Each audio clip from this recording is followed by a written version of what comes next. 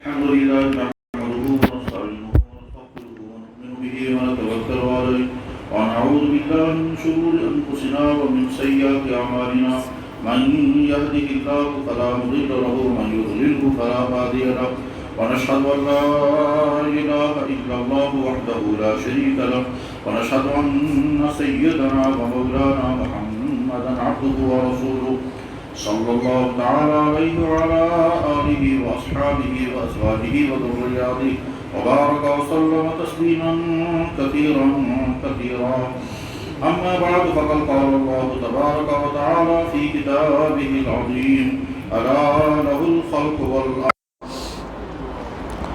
صدق الله مولانا العظيم وصدق رسوله النبي الكريم ونحن على ذلك لمن الشاهدين والشاكرين والحمد لله رب العالمين. يا رب صل وسلم دائما أبدا على حبيبك خير الخلق كلهم. مولاي صل وسلم دائما أبدا على حبيبك خير الخلق كلهم. مولاي صل وسلم دائما أبدا على حبيبك خير الخلق كلهم. محترم بزرگوں اور دوستو،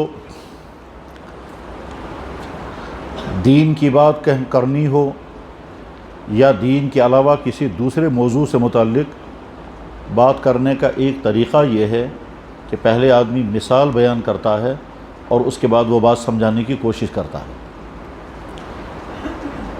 یہ اسلامی علوم میں بھی یہ طریقہ رائج ہے اور سکولوں اور کالجوں میں بھی پڑھانے والے یہ طریقہ اختیار کرتے ہیں کہ پہلے مثال بیان کریں گے اور مثال بیان کرنے کے بعد پھر وہ بات سمجھاتے ہیں جس بات کے لیے مثال بیان کی جا رہی ہو. قرآن مجید میں بھی اللہ تعالیٰ شانہ مثالیں بیان کرتے ہیں اور مثال کے ذریعے سے بات سمجھاتے ہیں. اور اللہ کے نبی علیہ الصلوۃ والسلام کا بھی معمول تھا، طریقہ تھا کہ آپ پہلے مثال بیان کرتے اور مثال بیان کر کے پھر بات سمجھاتے تھے. قرآن میں بھی بہت مثالیں ہیں اور احادیث میں بھی بہت مثالیں ہیں. وہ مثالیں بعض دفعہ قوموں کی بھی ہوتی ہیں اور بعض دفعہ وہ مثالیں کسی فرد کی بھی ہوتی ہیں اور بعض دفعہ مثال ذہن سے تیار کی جاتی ہے. یہ مثال سامنے رکھ کر پھر بات سمجھاتے ہیں.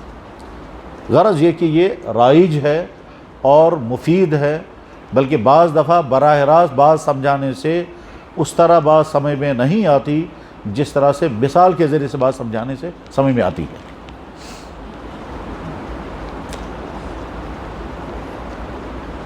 مثلاً آپ نے بہت دفعہ سنا ہوگا، حدیث ہے، اللہ کے نبی علیہ الصلوۃ والسلام نے ارشاد فرمایا اگر کسی انسان کے دروازے کے باہر سے بہتی ہوئی نہر ہو اور اس میں 5 دفعہ وہ غسل کرے گا تو کیا اس کے جسم پر میل باقی رہے گا؟ صحابہ کرام نے عرض کیا کہ میل باقی نہیں رہے گا. آپ نے فرمایا اسی طرح سے جب انسان 5 وقت کی نماز پڑھتا ہے تو اس کے جسم پر کوئی گناہ باقی نہیں رہتا. تو گناہوں کو صاف کرنے کے لیے مثال پہلے سمجھائی. یا ایک دوسری حدیث میں ہے اللہ کے نبی علیہ الصلوۃ والسلام نے ایک ٹہنی کو ہلایا، اس کے پتے گر گئے اور پتے گرنے کے بعد آپ نے فرمایا کہ جیسے پتے گر جاتے ہیں اسی طرح سے جب انسان نماز پڑھتا ہے تو اس کے گناہ جڑ جاتے ہیں. یا مثلا اللہ کے نبی علیہ الصلوۃ والسلام نے ارشاد فرمایا ایک شخص نے آگ جلائی، وہ آگ جب تیزی کے ساتھ روشن ہو گئی پھر چاروں طرف سے کیڑے مکوڑے اس آگ کی طرف دوڑنے لگے، پھر ایک دوسرا آدمی آ کر ان کیڑے مکوڑوں کو بچاتا ہے اس آگ کی طرف مت جاؤ، جس کو پونپر کہتے ہیں. تتلیاں جو آگ کی طرف آتی ہیں، خاص طور پر دیکھا ہوگا جب شمع جلتی ہے تو پتنگے آتے ہیں، تتلیاں آتی ہیں اور اس پر جھپٹا مارتی ہیں اور اس کے بعد بھی جل جاتی ہے. تو جیسے وہ تتلیاں آگ کی طرف آ رہی ہیں، دوسرا آدمی ان کو تتلیوں کو بچا رہا ہے. بعض بچ جائیں گے، بعض نہیں بچ جائیں گے. یہ آپ نے بیان فرمائی اور صحابہ کرام کو تو ظاہر ہے سمجھ میں نہیں آئی یہ مثال کیا ہوئی. تو اس کے بعد آپ نے فرمایا کہ اللہ نے یہ کائنات بنائی، اس کائنات کے اندر گناہ رکھے ہیں اور وہ گناہ انسان کرتا ہے اور اس گناہ کرنے کے بعد پھر آگے جہنم میں جائے گا اور لوگ ان گناہوں کی طرف دوڑ رہے ہیں اور وہ گناہوں سے بچانے کے لیے میں کھڑا ہوں. تو وہ جو بچانے والا ہے وہ آپ نے اپنے آپ کو بتایا اور تتلیاں جو ہے وہ انسانوں کو بتایا. اور غرض یہ کہ مثال کے ذریعے سے دین کے بعد سمجھانے کا طریقہ یا کوئی دوسرا چیپٹر سمجھانے کا طریقہ دنیا میں رائج ہے. اس وقت ایک مثال بیان کی جائے گی، اور مثال کو بیان کرنے کے بعد پھر دیکھیں گے ہمارے لیے اس میں کیا نصیحت ہے اور ہمارے لیے اس میں کیا عبرت کی چیز ہے۔ حضرات، دنیا میں ہر انسان جانتا ہے کہ جو آدمی جس چیز کا مالک ہوتا ہے اس آدمی کو حق ہے اس چیز کے بارے میں جو فیصلہ کرے وہ اس کا مالک ہے۔ جس آدمی نے زمین کا پلاٹ خریدا اس آدمی کو اختیار ہے اس زمین کے پلاٹ میں وہ مکان بنائے، دکان بنائے، سبزی اگائے، پھل اگائے یا بیچے، کیونکہ وہ اس کا مالک ہے۔ ٹھیک اسی طرح سے ایک شخص نے مثلا سونا خریدا، اب سونے کے بعد خریدنے والے اس سونے کا وہ کیا بنائے گا اس کو اختیار ہے، چاہے وہ جوں کا توں پاؤنڈ رکھے، چاہے اس کا وہ کوئی بھی زیور بنائے جو خواتین استعمال کرتی ہیں، اس کو اختیار ہے کیونکہ وہ اس کا مالک ہے۔ لوہار نے لوہے کا پیس خریدا، اب اس کو اختیار ہے کہ اس لوہے کا پیس کا کیا بنائے گا، وہ کون سا اوزار، کون سا سامان جو لوہے کی چیزیں بنتی ہیں ان میں سے کون سی چیز بنائے گا اس کو اختیار ہے کیونکہ وہ اس کا مالک ہے۔ جس شخص نے کپڑے کا پیس خریدا اس شخص کو فیصلہ کرنے کا حق ہے کہ یہ کپڑے کا پیس میں نے خریدا ہے، اس کی مجھے کون سی چیز مجھے بنانی ہے کیونکہ وہ اس کا مالک ہے۔ ایک چھوٹا بچہ ہے، وہ سکول یا کالج میں پڑھتا ہے، اس نے کہا مجھے نوٹ بک چاہیے، آپ نے اس کو کاپی لا کر کے دے دی، اب اس کو اختیار ہے کہ اس نوٹ بک کو وہ کس سبجیکٹ کے لیے رکھے گا، چاہے وہ سائنس کے لیے رکھے، چاہے وہ جغرافیہ کے لیے رکھے، چاہے ہسٹری کے لیے رکھے یا میتھ کے لیے رکھے، کیونکہ کاپی اسی کی ہے۔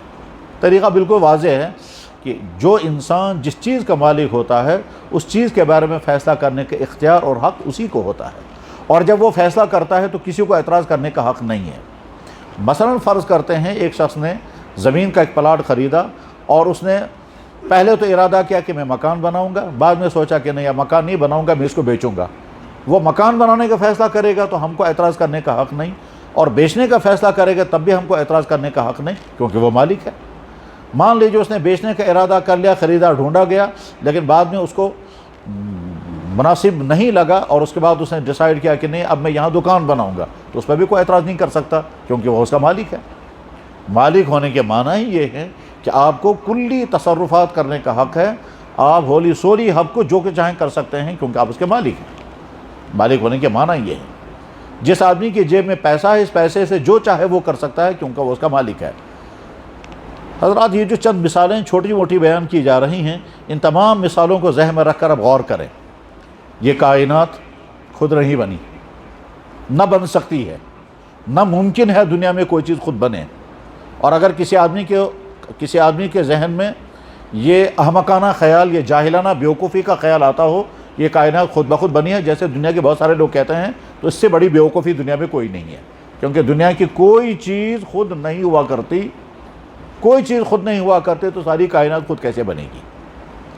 کشتی خود نہیں بنتی، خود نہیں چلتی، جہاز نہ خود بنتا ہے نہ خود چلتا ہے، کپڑا نہ خود بنتا ہے نہ یہ خود سلتا ہے، نہ یہ خود دھلتا ہے۔ کپڑا بنانے کی فیکٹری کہیں ہے اور وہاں ایک بہت بڑا سٹاف ہے جس نے اس فیکٹری میں کام کیا ہے، اور اس کے لیے پہلے بہت بڑا را مٹیریل لایا گیا، اس کے بعد فیکٹری میں کپڑا بنا، پھر اس کے لمبے پروسیس کے ساتھ اس کی پیکنگ ہو کر پھر ہم تک پہنچا، پھر ہم نے کپڑا خریدا ہوگا کسی ٹیلر ماسٹر کے پاس پہنچایا، اس نے بعد میں پہلے میجرمنٹ لیا ہوگا، پھر کٹنگ کی ہوگی، پھر سلائی کی ہوگی، اس کے بعد ہم نے پہنا، اور جب یہ میلا ہو گیا پھر اس کے بعد دھوتے ہیں۔ یہ سارا انسان کرتا ہے، خود اس میں سے کوئی چیز نہیں ہوتی۔ ہم مسجد میں بیٹھے ہیں، عالیشان مسجد ہے ماشاءاللہ، چاروں طرف سے پینلنگ لگی ہوئی ہے، چاروں طرف سے پینلنگ لگی ہوئی ہے۔ یہ پینلنگ خود نہیں آئی، یہ پیس خود نہیں جڑے، ان پیسوں کے اندر جو بیلنس ہے یہ بیلنس خود نہیں ہوا، لازماً کوئی نہ کوئی مسجد کے منتظمین نے محنت کی ہے، اس کے بعد پھر ایک بہت ماہر کاریگر لایا گیا، پھر یہ کہیں سے لکڑیاں لائی گئیں، یہ لکڑیاں کسی جنگل سے اگائی گئی ہیں، اس کے بعد پھر ان کو کاٹا گیا ہے، ان کو چیرا گیا ہے، ان کے پیس بنائے گئے، پھر ان کے بعد یہ سارا خود بخود نہیں ہوا، کسی نے کیا۔ اب اگر کوئی آدمی یہ کہے گا کہ جناب یہ بات تو صحیح ہے کہ پینلنگ مسجد میں ہوئی ہے، یہ کوئی کارپینٹر رہا ہے، کوئی ترخان رہا ہے، اس کے پاس اوزار رہے ہیں، پھر یہ کہیں سے درخت کاٹا گیا ہے، کاٹنے کے بعد پھر اس کے پیس بنائے گئے ہیں، پھر چاہے وہ کشمیر کے جنگلوں کا درخت تھا یا باہر کے کہیں کا، اگر یہ وہیں باہر کی آئی ہوئی پینلنگ ہے تو یہاں لائی گئی ہے، یہ سب کچھ ٹھیک ہے، مگر زمین سے درخت خود بخود ہوگا ہے، تو یہ سارے کام خود نہیں ہو سکتے تو زمین سے درخت خود بغیر کیسے ہوگے گا؟ ایسا کبھی نہیں ہوتا۔ آپ بسکٹ کا پیس کھاتے ہیں تو اس میں آپ کہتے ہیں کہ صاحب یہ کوئی بڑا ماہر رہا ہے جس نے بسکٹ بنائے ہیں، اس میں ساری چیزیں بیلنس کے ساتھ میں ڈالی ہیں، یہ میٹھا بسکٹ ہے تو اتنا ہی میٹھا ڈالا اس میں جتنا ہونا چاہیے، یہ نمکین بسکٹ ہے تو ویسے اتنا ہی نمک ڈالا گیا، پھر کہیں اول میں یہ تیار ہوا ہوگا، پھر سانچے بنے ہوں گے، غرض یہ کہ سب، لیکن زمین سے اناج خود بخود ہوگا ہے، یہ کیسے ہو سکتا ہے؟ بہرحال یہ ساری کائنات خود نہیں بنی، اس کائنات کو بنانے والا ایک اللہ ہے، اور وہ اللہ اپنا تعارف کرا کر کے کہتا ہے کہ میں نے یہ کائنات بنائی۔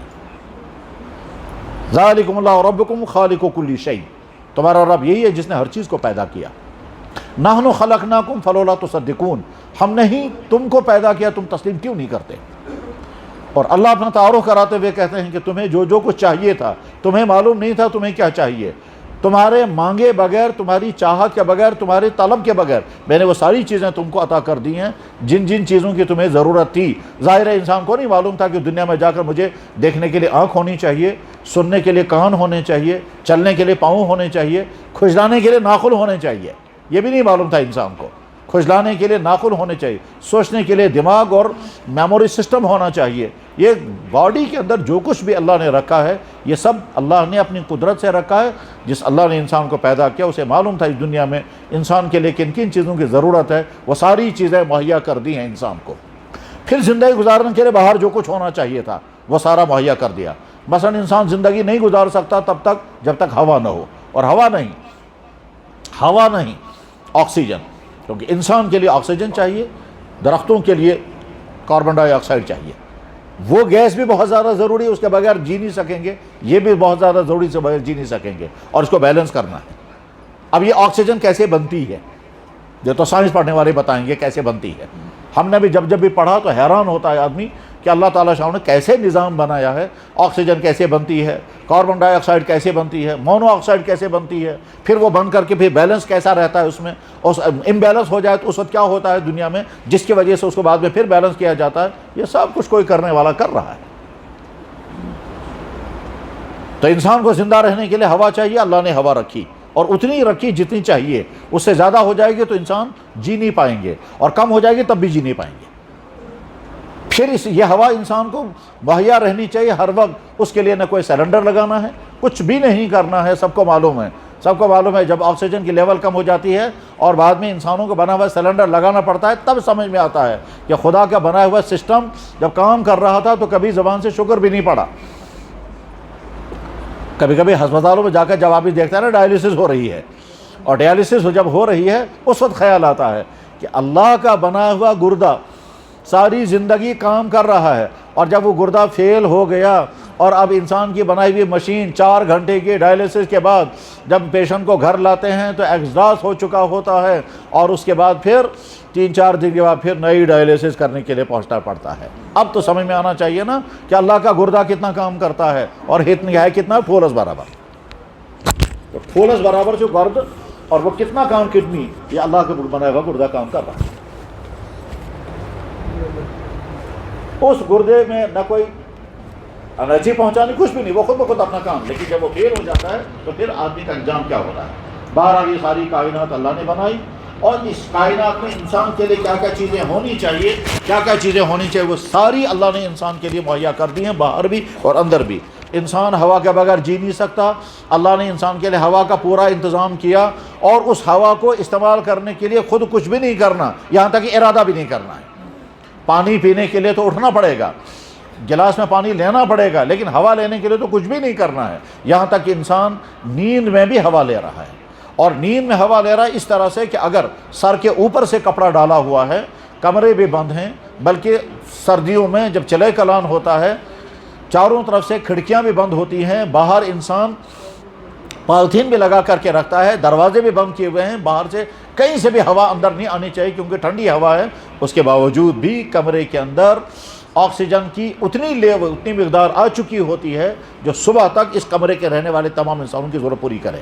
اور اس کے بعد انسان سو جاتا ہے، سر کے اوپر لحاف لے کر کے سوتا ہے، 5-7 گھنٹے جتنی دیر میں وہ لحاف کے اندر چھپا رہتا ہے، اس کا منہ بھی بند ہے، سر کے اوپر لحاف ہے، لیکن اتنی آکسیجن وہاں بھی پہنچ رہی ہے۔ اس کے بعد بھی انسان کہتا ہے کون کر رہا ہے یہ؟ یہ تو سوچنے کی چیزیں ہیں۔ تو اللہ نے انسان کی زندگی کے لیے اندر جو کچھ ہونا چاہیے وہ سب پیدا کیا، اور باہر جو کچھ ہونا ہے، باہر کیا ہونا چاہیے تھا؟ غذائیں۔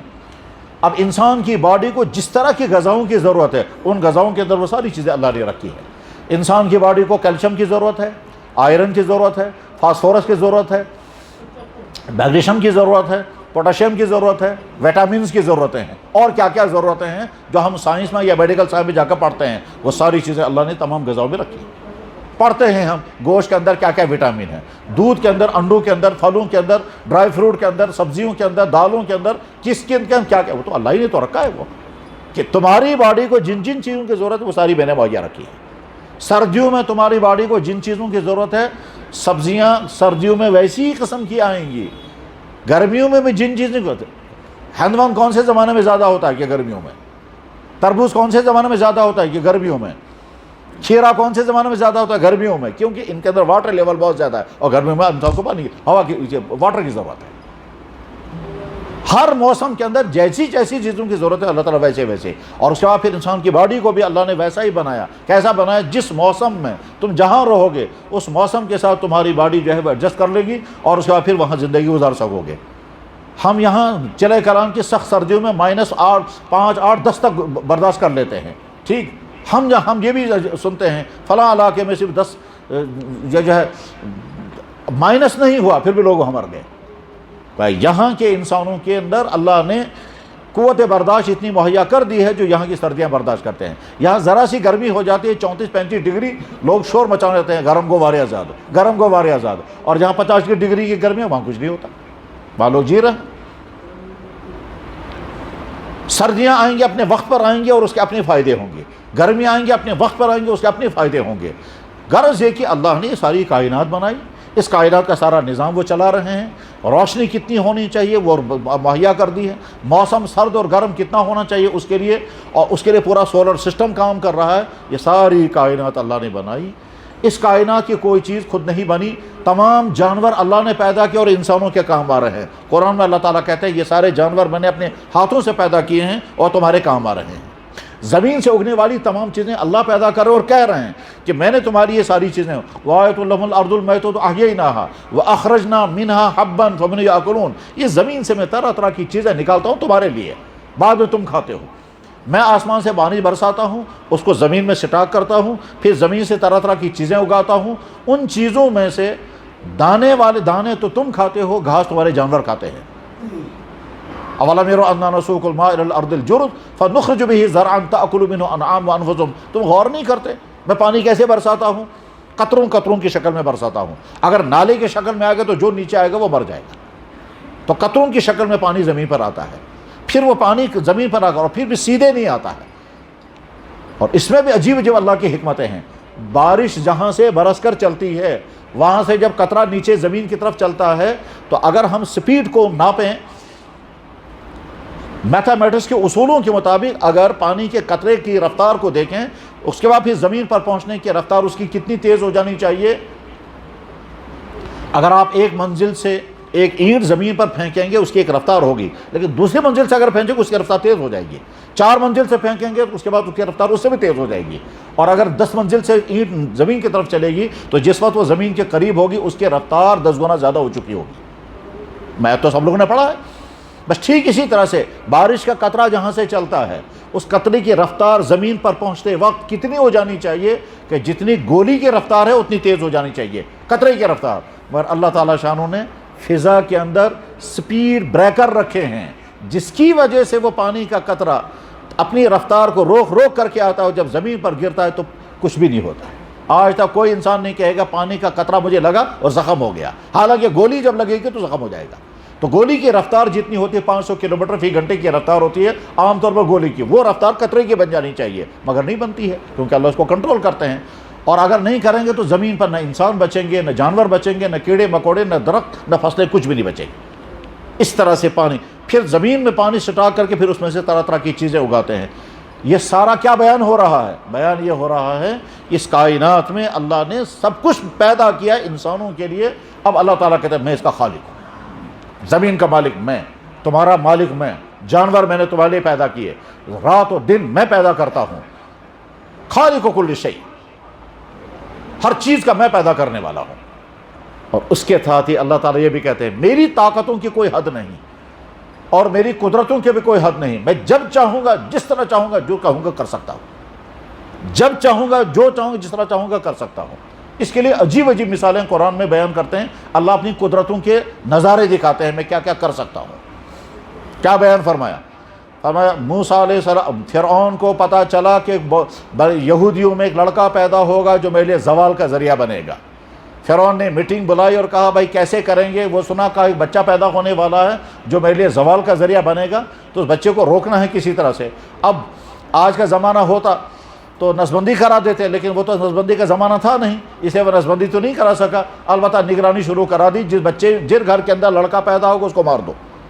چنانچہ فرعون کے کارندے ہر گھر میں نگرانی کرتے تھے، جس گھر کے اندر جہاں بھی کوئی پریگننٹ عورت ہوتی تھی اس پہ نگرانی رہتی تھی۔ بچہ پیدا ہوا، اگر لڑکا تھا تو قتل کر دیا گیا اور لڑکی تھی تو زندہ چھوڑ دی گئی۔ قرآن کریم میں 3 جگہ اللہ تعالیٰ بیان کرتے ہیں یذبحون ابناءہم ویستحیون نساءہم، یقتلون ابناءہم ویستحیون نساءہم۔ بہرحال تو 40,000 بچے فرعون کے آرڈر سے مار دیے گئے تاکہ موسیٰ دنیا میں باقی نہ رہے۔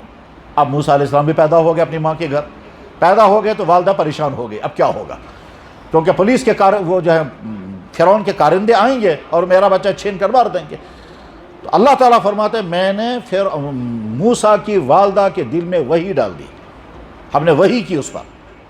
وَأَوْحَيْنَا إِلَىٰ أُمِّ مُوسَىٰ، ہم نے موسیٰ کی ماں کو وحی کر دی کہ اس بچے کو بچانا ہے تو دریا میں پھینک دو۔ والدہ نے کہا ٹھیک ہے، اب اس نے صندوق میں بچے کو رکھا اور دریا میں ڈال دیا۔ چنانچہ دریا میں موسیٰ علیہ السلام کا وہ صندوق جو ہے وہ چلتا رہا، یہاں تک کہ اس جگہ پہنچا دریا میں جیسے جہلم چرتا ہے اور مکانوں کے پاس سے محلوں سے گزرتا ہے، اسی طرح سے دریائے نیل گزر رہا تھا۔ فرعون کے محل کے پاس سے گزرا تو جب نظر آ گیا وہاں ایک صندوق جا رہا ہے تو اس نے اپنے آدمی بھیجے اور جا کر کے ملازموں نے وہ صندوق نکال لایا، اور صندوق نکال کر جب دیکھا اس کے اندر سے بچہ نکلا۔ فرعون فوراً چیخ پڑا، کہتا ہے کسی ماں نے یہ بچہ پھینکا ہوگا دریا میں، اس لیے پھینکا ہوگا دریا میں تاکہ یہ بچہ بچ جائے، تو مار دو اس کو بھی۔ اللہ تعالیٰ وہاں کہتے ہیں کہ فرعون قتل کا فیصلہ کرنے والا تھا تو فرعون کی بیوی نے بچے کو اٹھایا اور اپنی چھاتی کے ساتھ لگا کر کہا قرۃ عین لی ولک، یہ تو میری آنکھوں کی ٹھنڈک تیری آنکھوں کی ٹھنڈک ہے، خبردار اس کو ہاتھ مت لگانا۔ فرعون نے بہت اصرار کیا کہ نہیں صاحب ہو سکتا ہے یہی وہ موسیٰ ہوگا۔ پھر فرعون کی بیوی نے کہا یہ کہاں موسیٰ ہوگا اور یہ کہاں وہ بچہ ہوگا۔ بہرحال تو فرعون کی بیوی آڑے آ گئی اور فرعون کو بچے کو قتل کرنے نہیں دیا۔ اب مسئلہ پیدا ہوا بچے کو دودھ پلانا ہے، کیونکہ بچہ ابھی بھی پیدا ہوا ہے، عورتیں لائی جا رہی ہیں تاکہ دودھ پلایا جائے، مگر کسی عورت کی چھاتی بچہ لیتا ہی نہیں ہے، چھاتی لیتا ہی نہیں، یہاں تک کہ اخیر میں ڈھونڈتے ڈھونڈتے موسیٰ علیہ السلام کی والدہ کے پاس لوگ پہنچے کہ ایک بچہ فرعون کے دربار میں، وہ کسی کا دودھ نہیں پیتا، تم چلو ہو سکتا ہے تمہارا دودھ پی لے گا۔ چنانچہ یہ والدہ لے جائی گئی، اور جب وہ فرعون کے محل میں داخل ہو گئی اس وقت فرعون کی والدہ سے غلطی ہو سکتی تھی۔ اللہ تعالیٰ قرآن میں کہتے ہیں کہ اس وقت فرعون کی والدہ کو ہم نے قابو میں رکھا، جو ہی اس نے بچے کو دیکھا تو چونکہ وہ اصلی ماں تھی وہ بےتاب ہو کر بچے کو گلے لگاتی اور کہتے ہائے میں نے گھبرا، مگر اگر وہ یہ کرتی تو لوگوں کو شک ہو جاتا اسی کا بچہ ہے۔ اس لیے جب وہ عورت محل میں اندر داخل ہوئی ہے تو محل میں داخل ہو کر کے جیسے جانتی نہیں اس بچے کو، ایسا رویہ برتا جیسا اس کو جانتی ہی نہیں۔ اب اس نے پوچھا کیا بات ہے؟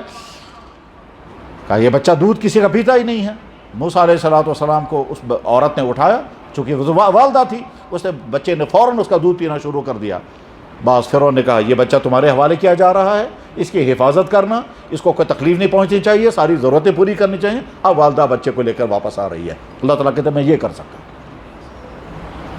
جس سے میں نے قتل کا آرڈر، جو قتل کا آرڈر کر رہا تھا اسی سے میں نے آرڈر نکلوایا بچے کی حفاظت کرو، اور ادھر سے چل رہا ہے آرڈر، بچے مارے جا رہے ہیں، گھروں کے اندر بچے پیدا ہو رہے ہیں، ان کا قتل عام چل رہا ہے، 40,000 بچے مارے گئے، قرآن تفسیروں میں موجود ہے، اور جس کو مارنا تھا اس کی حفاظت کا آرڈر کروایا اسی اللہ نے۔ اللہ تعالیٰ شان نے ساری کائنات بنائی، وہی اس کا خالق و مالک۔ اب جب وہی خالق و مالک ہے تو جیسے شروع میں مثالیں عرض کی گئی تھی کہ جو مالک ہوتا ہے اس کو ڈیسیژن لینے کا حق ہے کہ زمین کس پلاٹ میں کیا کرنا ہے اور مکان میں کیا کرنا ہے، اور سونا اگر خریدا تو اس کا کیا کرنا ہے، کپڑا خریدا، تو جب اللہ اس کائنات کا خالق و مالک ہے تو اللہ تعالیٰ کو ہی آرڈر کرنے کا حق ہے کہ دنیا میں زندگی کیسے گزارو گے اور کیسے، کون سی چیز تمہیں کرنی ہے اور کون سی چیز تمہیں نہیں کرنی ہے۔ جناب والا جس نے سکول کھولا وہی اپنی سکول کے لیے رولز بنائے گا، جس نے ہاسپٹل کھولا وہی اپنے ہاسپٹل کے لیے رول بنائے گا، جس نے فیکٹری کھولی وہی ڈیسائیڈ کرے کہ فیکٹری میں مجھے کیا چیزیں بنانی ہیں، اور جس نے ملازم رکھا وہی ڈیسائیڈ کرے گا آپ کو کون کون سا کام کرنا ہے اور کون سا کام نہیں۔ جس اللہ نے ہم کو پیدا کیا اسی اللہ کو حق ہے کہنے کا کیا کہ تمہیں کون سی چیز کرنی ہے اور کون سی چیز نہیں کرنی ہے۔ یہ سارا مضمون قرآن کریم میں 2 لفظوں میں بیان کیا، الا لہ الخلق والامر۔ اچھی طرح سے سنو، جس اللہ نے یہ ساری کائنات بنائی فیصلہ بھی اسی کا چلے گا، قانون بھی اسی کا چلے گا۔ جس اللہ نے بکری کو پیدا کیا اسی اللہ کا فیصلہ چلے گا۔ اگر اللہ کہہ رہے ہیں بکری کا دودھ پیو، جائز۔ اللہ کہہ رہے ہیں اس کے پیشاب سے دور رہو، ضروری ہے۔ اللہ فرما رہے ہیں اس کا گوشت تم کھا سکتے ہو، یقیناً۔ اللہ نے کتے کو بھی پیدا کیا، اللہ نے بھیڑوں کو بھی پیدا کیا، اس کا گوشت حلال رکھا، اس کا گوشت حرام کر دیا، یقیناً اس کو حق ہے کیونکہ وہ اس کا بھی خالق ہے، اس کا بھی مالک ہے۔ جس نے پیدا کیا وہی ڈیسائیڈ کرے گا۔ اور اللہ کے جو فیصلے ہیں وہ بلا وجہ کے نہیں، ان کے پیچھے حکمتیں ہیں، اس کے اندر لاجک ہے، اس کے اندر فلسفی ہے، اس کے اندر حقیقتیں ہیں۔ مثلاً اسے بات سمجھانے کے لیے مثال بیان کی جا رہی ہے۔ مثلاً انسان کی باڈی کو ضرورت ہے پروٹین کی، اور یہ پروٹین کن کن چیزوں سے ملتا ہے، ان میں سے ایک اہم ترین چیز ہے گوشت۔ تو گوشت کے ذریعے سے انسان کو، کھانے پینے کے ذریعے سے انسان کو پروٹین ملے گا، لیکن گوشت جس جانوروں کے اندر ہے اس جانور کے اندر گوشت بھی اور خون بھی ہے۔ اب خون انسان کے لیے بہت نقصان دہ ہے کیونکہ انسان کا ڈائجسٹو سسٹم خون ڈائجسٹ نہیں کر سکتا۔ انسان خونخوار نہیں ہے، جنگلی جانور خونخوار ہے، وہ خون پیتا ہے اور ڈائجسٹ کر لیتا ہے۔ انسان خون پیے گا ڈائجسٹ نہیں کر سکتا، 1-2 مرتبہ پیے گا اس کے بعد اس کا معدہ بیٹھ جائے گا، اور چند دنوں کے اندر معدہ بیٹھ جائے گا، ختم ہو جائے گا۔ تو انسان کا ڈائجسٹو سسٹم، انسان کا نظام ہضم خون ہضم کرنے والا نہیں ہے۔ انسان سبزی خور ہے، گوشت خور ہے، مگر پکا کر کے، کچا نہیں۔ جانور کچی سبزیاں کھاتے ہیں، انسان سبزیاں کھانے والا مگر پکا کر۔ وہ جانور جو گوشت، کچا گوشت کھاتے ہیں، انسان گوشت کھا سکتا ہے مگر پکا کر، کچا نہیں۔ تو انسان کا ڈائجسٹو سسٹم خون ہضم نہیں کر سکتا۔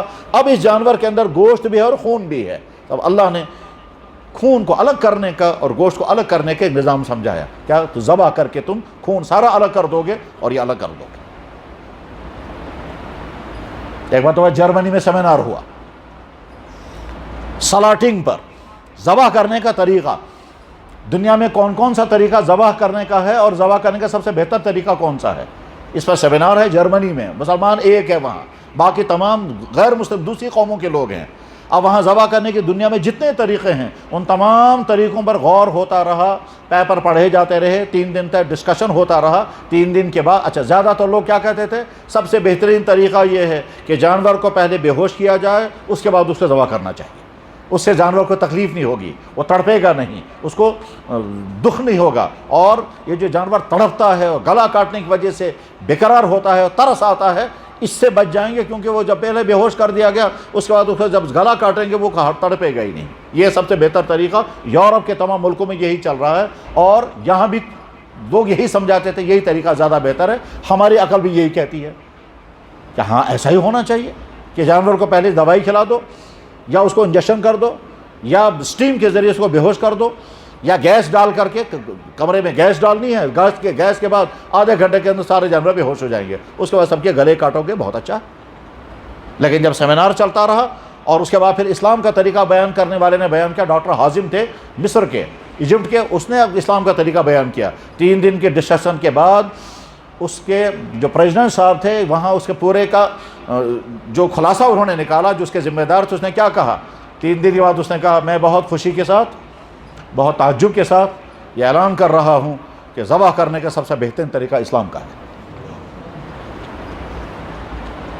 اسلام کہتا ہے جانور بے ہوش نہیں، پہلے زندہ رکھو اس کو، اور جتنا زیادہ تڑپے گا اتنا۔ اس کے بعد وجہ اس نے بتائی کہ ذبح کرنے کا مقصد ہے جسم سے خون نکال دینا، اور جب جانور بے ہوش ہوگا اس کا جب گلا کاٹیں گے تو سارا خون نہیں نکلے گا، اور سارا خون نہیں نکلے گا، وہ خون جو ہے اس کے اندر چلا جائے، اور خون کے اندر اس سے چلا جائے گا تو اس کے بعد پھر یہ گوشت فریش نہیں ہوگا جیسا ہونا چاہیے تھا۔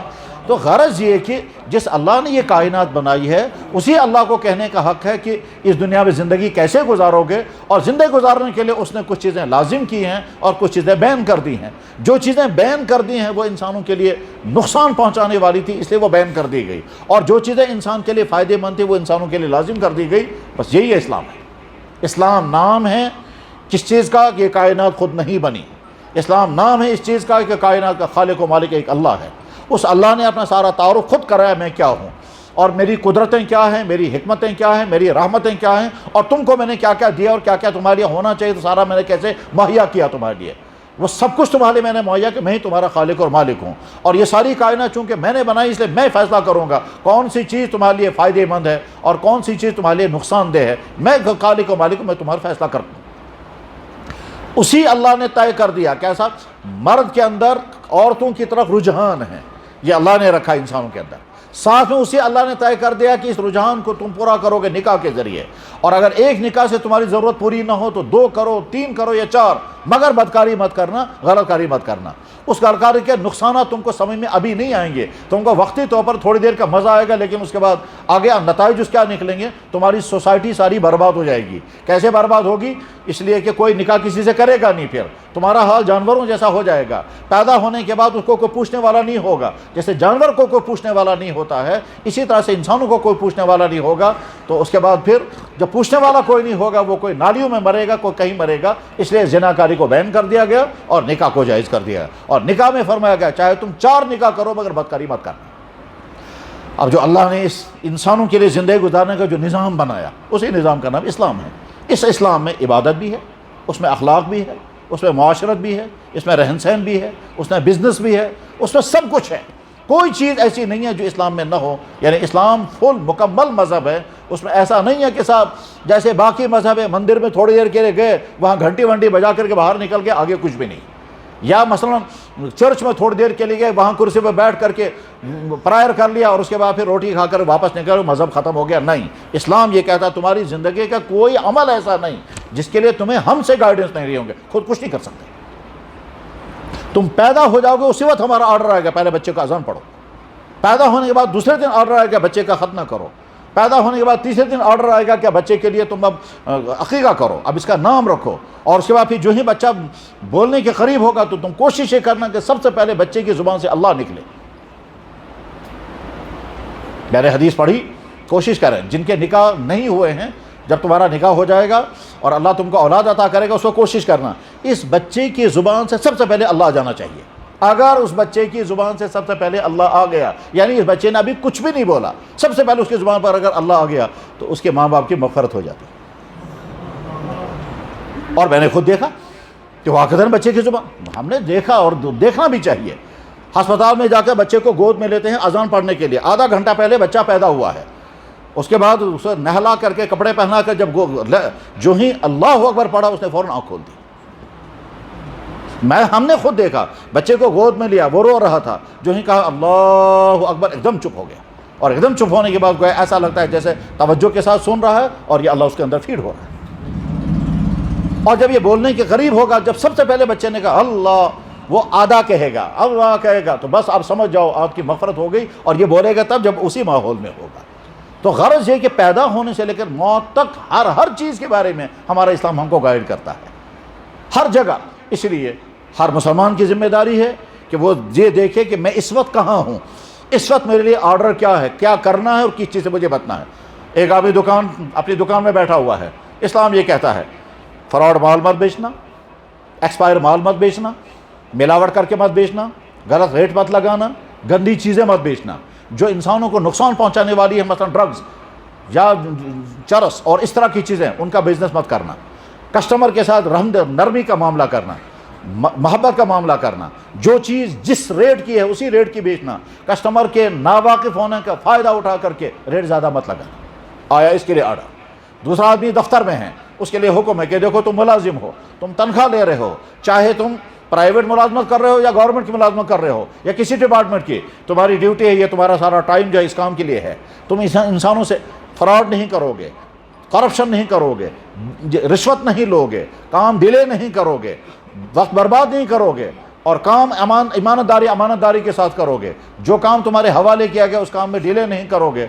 غرض یہ کہ اس کے لیے بھی حکم ہے، اس کے لیے بھی حکم ہے. جو انسان جوانی کی زندگی میں ہے، اب اس کے لیے اس کو سمجھنا ہے میں اس وقت جوانی کی زندگی میں ہوں، چاہے میں پڑھ رہا ہوں، چاہے میں جاب کر رہا ہوں، مگر جوانی کی زندگی میں ہوں. اس کو سمجھنا ہے کہ میں مسلمان ہوں، اسلام مجھے کس چیز کا حکم کرتا ہے. اسلام اسے حکم کرے گا اپنے آپ کو تمام ان برے کاموں سے بچانا جن برے کاموں میں نوجوان برباد ہو سکتے ہیں۔ اس میں غلط تعلقات ہیں، اس میں ڈرگز ہے، اس میں فیشن ہے، اس میں فضول خرچی ہے، اس میں جیسے آج راتوں کو آدھی رات لڑکے جو ہے وہ موبائل کے غلط یوزنگ میں ہیں، کہیں یوٹیوب پہ ہیں اور کہیں فیس بک میں ہیں، اور نہ جانے کن کن چنلوں میں لگے ہوئے ہیں۔ نہ وقت الگ برباد، پیسہ الگ برباد، انرجی الگ برباد، اور مائنڈ سیٹ اس سے الگ جو بگڑ جاتا ہے وہ الگ ہے۔ انسان جو کچھ سنتا رہے گا، جو کچھ دیکھتا رہے گا، اسی طرح کے جذبات اندر انسان کے اندر ابھرتے ہیں۔ یہ نہیں سمجھنا چاہیے کہ صاحب ہم جو کچھ دیکھیں گے ہم کو کچھ نہیں ہوگا، اور ہم جو کچھ سنیں گے اس سے کچھ نہیں ہوگا۔ نہیں، میوزک سنتے رہیں گے وہی جذبات ابھریں گے، اور گانے سنتے رہیں گے وہی جذبات ابھریں گے، اور گندی چیزیں ناچ گانا دیکھتے رہیں گے وہی جذبات ابھریں گے۔ کہتے ہیں اللہ کے نبی علیہ السلام نے فرمایا الغنا یمبت النفاق فی القلب کما یمبت الماء الکلا، جس طرح سے پانی سے زمین کے اندر گھاس اگتی ہے، ٹھیک اسی طرح سے ان گانے جو ہیں وہ انسان کے اندر نفاق پیدا کر دیتے ہیں۔ بات سمجھائی یہ جا رہی تھی اللہ نے اس کائنات کو پیدا کیا، وہی خالق و مالک، اسی نے ہم کو پیدا کیا، وہی ہمارا خالق و مالک، اسی نے ڈیسائیڈ کیا ہے کون کون سی چیزیں کرنی اور کون سی چیزیں نہیں کرنی ہیں، ہمیں اس کو مان کر کے زندگی گزارنی۔ اور اگر وہ مان کر ہم زندگی گزارنے کو تیار نہیں ہیں تو پھر اللہ تعالیٰ شانہ فرماتے ہیں تم تو جانوروں سے بھی زیادہ بدتر ہو، کہ میری زمین پر رہ کر، میری پیدا کی ہوئی چیزیں کھا کر، میرا دیا ہوا جسم استعمال کر کے پھر کہتے ہو خدا کون ہے، اور خدا کی بات ہم ماننے کو تیار نہیں ہیں، تم جانوروں سے زیادہ بدتر، کیونکہ جانور بھی تمہاری بات مانتا ہے۔ گائے دودھ دیتی ہے کیونکہ اس کو معلوم ہے مجھے گھاس دے رہے ہیں، کتا ہمارے گھر کی رکھوالی کرتا ہے جب اس کو روٹیاں ڈالیں گے، جانور بھی انسان کو اپنا محسن مان لیتا ہے، لیکن انسان ہے جو کہتا ہے زندگی تو اللہ نے دی ہے مگر گزاروں گا میں اپنی مرضی کے مطابق۔ اس لیے میرے بھائی بس میسیج جو مختصراً ہے وہ یہ کہ ہم زندگی کے جس سٹیج پر ہیں اس سٹیج پر غور کر کے دیکھیں یہاں کیا کیا غلطیاں ہو سکتی ہیں، ان غلطیوں سے اپنے آپ کو بچانا ہے۔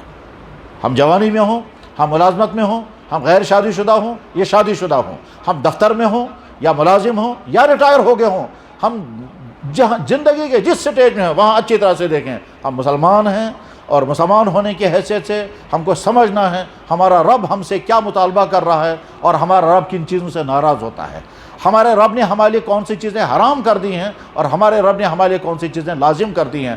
اللہ کے نبی علیہ السلام دونوں چیزیں بیان کرتے تھے، کرنے والے کام بھی بیان کرتے تھے اور بچنے والی چیزوں سے بچنے کو حکم دیتے تھے۔ اگر اللہ کے نبی علیہ السلام نے تمام منشیات کو حرام کر دیا ہے، یہ کیسا مسلمان ہے کہ ڈاکٹر کے کہنے پر تو یہ بہت ساری لیکوڈ چیزیں چھوڑنے کو تیار ہیں اور نبی کے کہنے پر نشے کی چیزیں چھوڑنے کو تیار نہیں۔ ایک آدمی کی چھاتی خراب ہو گئی ٹھنڈ کی وجہ سے، یہ ڈاکٹر کے بعد کا ڈاکٹر کہتا ٹھنڈا پانی مت پینا، فریج کا پانی مت پینا، یہ چھوڑنے کو تیار ہے، اور اللہ کے نبی نے فرمایا شراب مت پینا، یہ چھوڑنے کو تیار ہے۔ یہ کیسا ایمان والا ہے؟ وہ چیز جو نبی نے کہی اور ہمیں وہ سوٹ نہیں کر رہی تھی، وہی چیز فیشن بن کر کے آ گئی اور مسلمان کرنے کو تیار ہوگا، یہ کیسا مسلمان ہے؟ وہی چیز جس کو نبی نے منع کیا تھا آپ چھوڑنے کو تیار نہیں ہوئے، اور وہی چیز جب فیشن بن کر کے آ گئی سارے کرنے کو تیار ہو گئے۔ نبی نے اتنا ہی تو کہا تھا کہ کپڑا اوپر رکھو، مسلمان ماننے کو تیار نہیں۔ اب کیا بات ہو گئی، یہاں کے لڑکے سارے نیکر پہننے لگ گئے۔ یہ نبی کی امت ہے یا یہودیوں کی امت ہے؟ اور اس کے بعد اگر اللہ تعالیٰ شانوں کی طرف سے مار آئے گی تو حق آئے گا، اور وہ آئے گی، لازماً آئے گی، جب تم لوگ اللہ اور اللہ کے نبی کی بات ماننے کو تیار نہیں، اور جب یہاں کے دفتروں میں رشوت چھوڑنے کو تیار نہیں، جب تمہارے نوجوان ڈانس چھوڑنے کو تیار نہیں، تو تیار ہو اللہ تعالیٰ شانوں کی سزا بھگتنے کے لیے۔ لکھنا ہی وہ تو شاعر نہیں خدا، اور حق ہوگا وہ اللہ جس نے فرعون کو غرق کیا، وہ اللہ جس نے نمرود کو غرق کیا، وہ اللہ جس نے ان بے نہایت انسانوں کی مدد کی اور سارے عالم کے لوگ فرار ہو کر نکل گئے، وہ اللہ آج بھی طاقت رکھتا ہے۔ ایمان اور حق جب ہوتا ہے تو اللہ کی مدد سامنے آتی ہے۔ آج کے دور میں بھی اللہ تعالیٰ شان اپنی مدد کے نظارے دکھا رہے ہیں، اور کیسے دنیا نے نظارہ کر کے دیکھا، اپنی تمام طاقتوں کے ساتھ رسوا ہو کر کے نکل گئے۔ وہی اللہ ہے۔ اس لیے اگر انسان سدھرتا ہے تو ٹھیک، ورنہ پھر ہم نے تو اپنی آنکھوں سے دیکھا کر و فر کے ساتھ زندگی گزار رہے تھے، اور آج بدکاریوں کی زندگی کے بعد آج کینسر میں پڑے ہوئے ہیں، گھر والے بھی پوچھنے کو تیار نہیں۔ اللہ نے یہ کائنات بنائی ہے، کائنات کا خالق و مالک ایک اللہ ہے۔ اگر انسان اللہ کے حکم کے مطابق زندگی گزارنے کو تیار ہو تو ٹھیک، اور اگر نہیں تو اللہ تعالیٰ اٹھا کے پھینک دیتے ہیں، کہیں کسی کو مسلط کرتے ہیں، کہیں کسی کو مسلط کرتے ہیں۔ یہاں کشمیر میں ساگ اگاتے ہیں، وہ ساگ کا ڈنڈا اوپر چڑھتا رہتا ہے، ساگ نکلتا رہتا ہے، تاچو نیران ہاک، اور جو ہی اس ہاک نکلنا بند ہوتا ہے وہ ڈنڈے کو اٹھا کے پھینک دیتے ہیں۔ بس ٹھیک اسی طرح سے جب اللہ تعالیٰ محسوس کرتے ہیں یہ ددرے میں یہ سدھرنے کو بھی تیار نہیں، نام کے حد تک مسلمان، اسلام کی کوئی چیز ان کے اندر ہے ہی نہیں، بلکہ اسلام کی بات ان کو سنائیں گے یہ کہتے ہیں اسلام کو تھاون مرشد منز، جب ان دین کی بات ان کو سنائیں گے یہ کہتے ہیں دین کو گھرن منز، یا کہ ان کو پھر سبس بنون۔ جب یہ صورتحال ہے اس کے بعد ان کی مجھے ضرورت نہیں ہے، پھر کون سے ذریعے سے فنا کر دیں گے؟ اللہ کو طاقت ہے اور فنا ہوگی۔ اگر سدھر گئے تو فن نہیں، اور اگر نہیں، یہ جو ڈرگز چل رہا ہے، یہ جو آوارگیاں چل رہی ہیں، یہ جو ٹورسٹوں کے مقامات پر جا کر ناچ گانے یہاں کے لڑکے اور لڑکیاں کرتے ہیں، یہ جو آوارگیاں چل رہی ہیں، یہ جو پکنک کے نام پر بدکاریاں ہو رہی ہیں، اور یہ جو اللہ کی خوبصورت زمین کو گناہوں سے بھرنے کا عمل ہے، یہ جو دفتروں میں یہاں کے لوگ کو ستاتے ہیں، اوپر سے لے کر نیچے تک کرپشن میں ڈوبے ہوئے ہیں، یہ جو دکانوں میں فراڈ مال بکتا ہے، یہ جو یہاں ہسپتالوں میں ظلم ہوتا ہے، یہ جو ٹیسٹ کرنے والے، یہ جو ڈاکٹر غلط ٹیسٹ کروا کر کے پیسے اور کمیشنیں کھاتے ہیں، ڈاکٹروں کو معلوم ہے کیا صاحب میں اتنے ٹیسٹ کرواؤں گا، اتنے کمیشنیں کھاؤں گا، اور مریضوں کو لوٹتے ہیں۔ غرض یہ کہ یہ سوسائٹی میں جو کچھ ہو رہا ہے اللہ تعالیٰ اسے دیکھ رہے ہیں، اور اگر انسانوں میں سدھار آ گیا تو ٹھیک، اور اگر نہیں تو نہ جانے کس طرح سے کون سے سزائیں آئیں گی، بیماریوں کے ذریعے، انسانوں کے ذریعے، آسمانی بلائیں، زمینی بلائیں۔ اللہ قرآن کریم میں اللہ تعالیٰ کے فرماتے ہیں کہ میں جناب وائرس ایسا بھیجا ساری دنیا کو بٹھا دیا، وائرس ہاتھ ہی نہیں آ رہا ہے، اور اگر سدھار آ گیا تو ٹھیک، ورنہ تیسری ویو آئے گی، اور وہ تیسری ویو آئے گی پھر کچھ نہیں، سارے وہ طاقتوں والے، وہ ٹیکنالوجی والے، وہ ایٹمی طاقتوں والے سارے بے بس ہے، وہ وائرس ہی ہاتھ نہیں آتا ہے کیا چیز۔ غرض یہ کہ اللہ کی طاقت آج بھی ہے، وہ فرعون کی طرح برباد کرنے کو بھی تیار ہیں، اور جس طرح سے محمد رسول اللہ کی مدد فرمائی تو اسی طرح موسیٰ کو مدد کی، فرعون کو فنا کیا، ٹھیک اسی طرح سے ان کو مدد کی، ان کو فنا کیا، لاکھوں کو فنا کر دیا ایک وائرس کے ذریعے سے، کہ سب کے منہ بند کر دیے۔ کہتے تھے صاحب پردہ کیا ہے، فی الحال تو سارے چونگڑے بند ان کے، اور آگے اگر چونکہ سدھار نہیں آ رہا ہے، اس لیے اس سے بڑے سا پیمانے پر آئے گا، اور بڑے پیمانے پر آئے گا، اس میں جب اللہ کی طرف سے بڑے پیمانے پر آتا ہے تو اس میں نیک لوگ بھی جائیں گے، سزا ہوتی ہے، کیونکہ سزا ہوتی ہے مجرموں کی ریشو کے مطابق، جب مجرموں کے ریشو زیادہ ہوتی ہے، تعداد زیادہ ہوتی ہے، جب سزا کا ماحول آتا ہے تو اس میں پھر نیک انسان بھی چلے جائیں گے۔ جب سیلاب آتا ہے تو جیسے بت خانے چلے جائیں گے، جیسے شراب کھانے جائیں گے، جیسے شراب کے اور ناچ گانے کے اڈے اسی طرح سے مسجد میں چلی جاتی ہیں، اللہ کو اس کی کوئی پرواہ نہیں ہوتی۔ کائنات کا خالق و مالک ایک اللہ ہے، اسی اللہ نے یہ کائنات بنائی، ہم اسی اللہ کے پیدا کیے ہوئے بندے ہیں، ہم نے اس اللہ کو اپنا اللہ مانا ہے، اس اللہ کے حکم اور اللہ کے نبی کے حکم کے مطابق ہمیں زندگی گزارنی ہے، کامیابی اسی میں ہے۔ وآخر دعوانا ان الحمد للہ رب العالمین برحمتک یا ارحم الراحمین۔